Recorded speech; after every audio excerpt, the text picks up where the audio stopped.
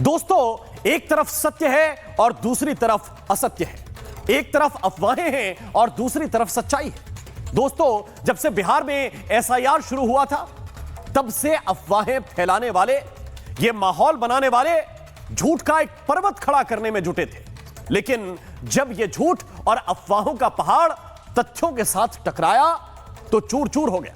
और एक बार फिर देश की सबसे बड़ी अदालत ने स्पष्ट कर दिया है कि एसआईआर पर सच क्या है और झूठ क्या है, सच्चाई क्या है। दर्शकों, आपको यह पता होगा कि कई राज्यों और कई नेताओं ने मिलकर सुप्रीम कोर्ट में बड़े बड़े वकील हायर किए और उनके जरिए यह साबित कराने की कोशिश की गई कि एसआईआर की जो पूरी की पूरी प्रक्रिया है वो अवैध है, फर्जी है।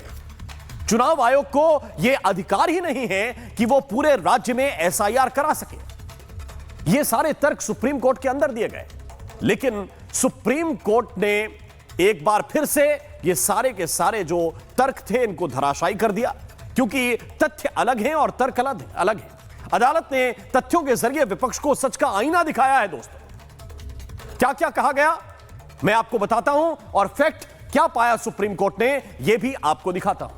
सबसे पहले कहा गया कि यह पूरी की पूरी प्रक्रिया असंवैधानिक है।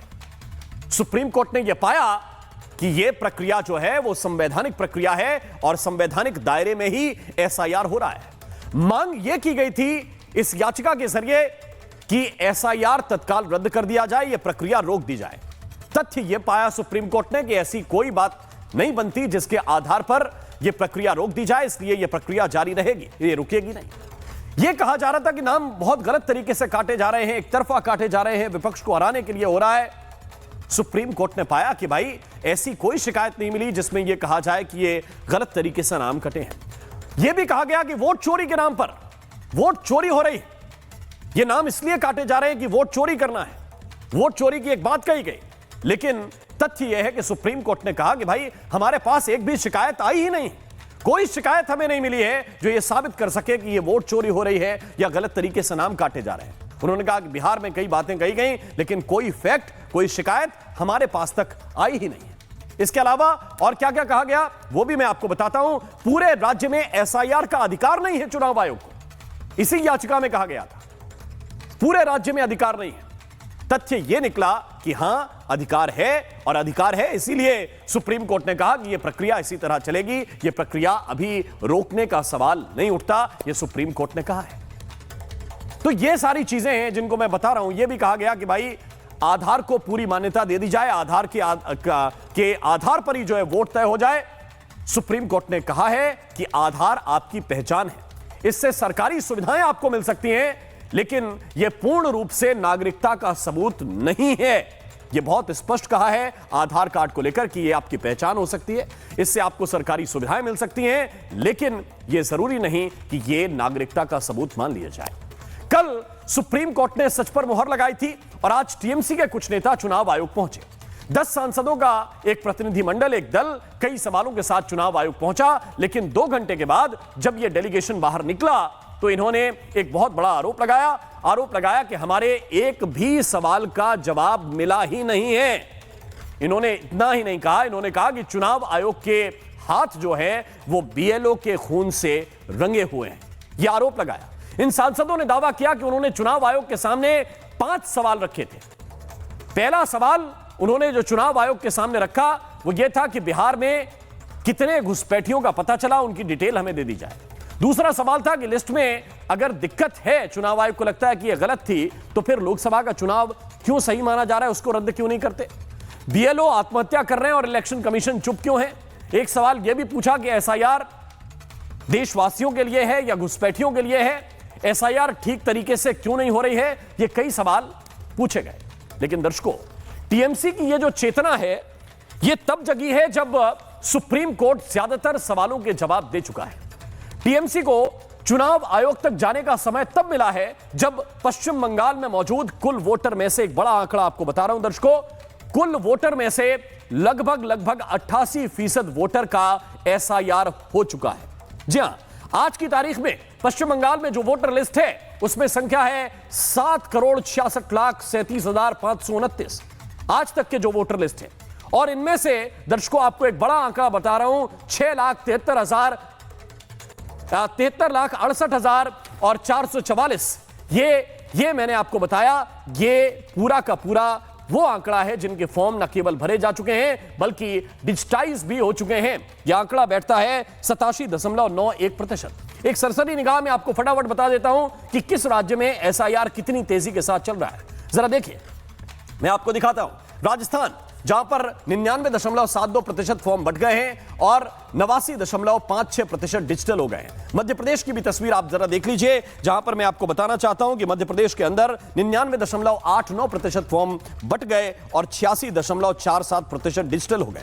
इसी तरह अलग अलग राज्यों का डेटा इस वक्त आपकी स्क्रीन पर है और दोस्तों ये आंकड़े बता रहे हैं कि काम कितनी तेजी के साथ चल रहा है।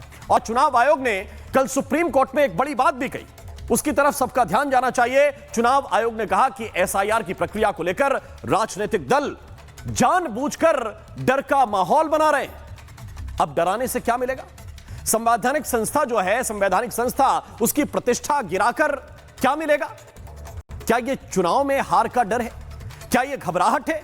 क्योंकि दो बड़े चुनाव आने वाले हैं जो सामने दिखाई दे रहे हैं, एक 26 में बंगाल और 27 में उत्तर प्रदेश। एक तरफ ममता बनर्जी हैं और दूसरी तरफ अखिलेश। इसलिए आज का सवाल यह है दोस्तों, आपके सामने रखता हूं, जब सुप्रीम कोर्ट पर एसआईआर पर जो है वो सुप्रीम कोर्ट निदान कर रहा है, तो फिर परेशानी होनी चाहिए क्या? सुप्रीम कोर्ट जब न्याय कर रहा है, दूध का दूध पानी पानी कर रहा है, तो फिर परेशानी इतनी होनी चाहिए क्या? और दूसरी बात कि विपक्ष को संवैधानिक संस्थाओं से या चुनाव आयोग से लड़कर क्या हासिल होने वाला है, क्या मिलने वाला है, इसी पर चर्चा की शुरुआत करूंगा। लेकिन पहले एक रिपोर्ट आपको दिखाता हूं।